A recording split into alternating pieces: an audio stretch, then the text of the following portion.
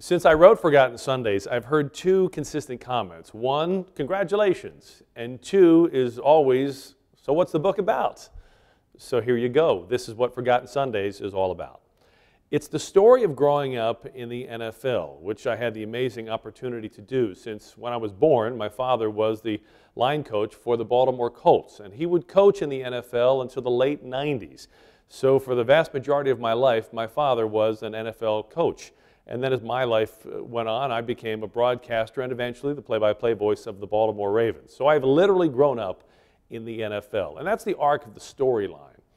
But the story is really about fathers and sons and the journey that I think all men have to make, or at least try to make, in their life. And that is to get to know who their father really is, only to discover that the real fruit of that journey is learning who you really are. In my case, like I would imagine most people, I started off my father as an iconic figure, larger than life, infallible. And then, starting with the Baltimore Colts loss in Super Bowl III, I learned that my father did have flaws. He could lose. He wasn't perfect, which sets you on the next phase of the journey. What do you do when you realize this man, this father figure, this larger-than-life being is flawed, and it impacts how you feel about yourself? So the book follows this storyline of father and son, learning who he is, learning who I am.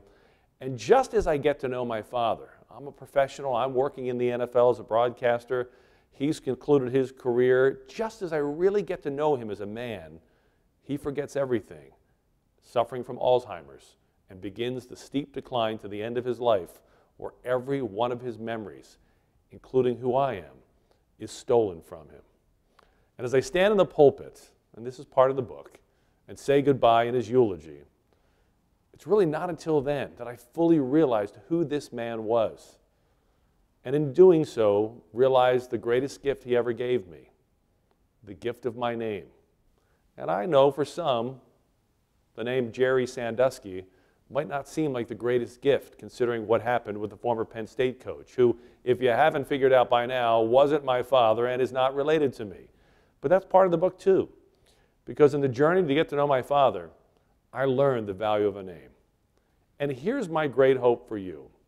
I don't really expect you to embrace the details of my life, the joys and the sorrows, the successes, the failures, the journey that is mine. My hope for the book is that it inspires you to embrace the details of your life, the hopes, the sorrows, the journeys, the failures, the success. That is your journey. And that's my hope for you with Forgotten Sundays.